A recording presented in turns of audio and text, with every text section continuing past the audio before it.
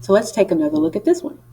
During the Great Depression in the 1930s, many families lived on a tight budget. What change, if any, should be made in sentence 29? Well, first off, guys, again, we have option D, no change should be made in sentence 29. We always want to eliminate that because there is a change that needs to be made. So if we look at option C, change the comma to a semicolon. All right, so let's look at that comma there.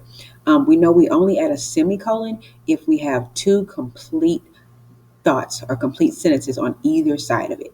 So if we look at during the Great Depression in the 1930s, that's not a complete thought, guys. That's a dependent clause, meaning it's not a complete sentence or a complete thought. So we know that the comma is correctly used here because both phrases on either side of it are not independent clauses, because this one is a dependent clause, meaning it cannot stand alone. So we know option C is incorrect.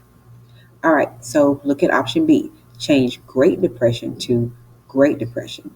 The change here, what they've done is they've capitalized Great and Depression.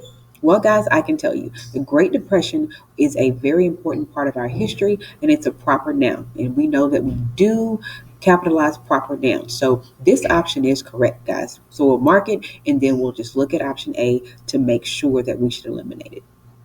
Option A says change during with one R to during with two R's. Well, guys, during, D-U-R-R-I-N-G, that's not a word.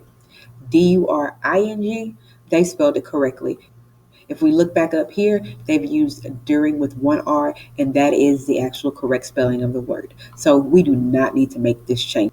And we do know that we can now eliminate option A. So we are left with option B as our correct answer.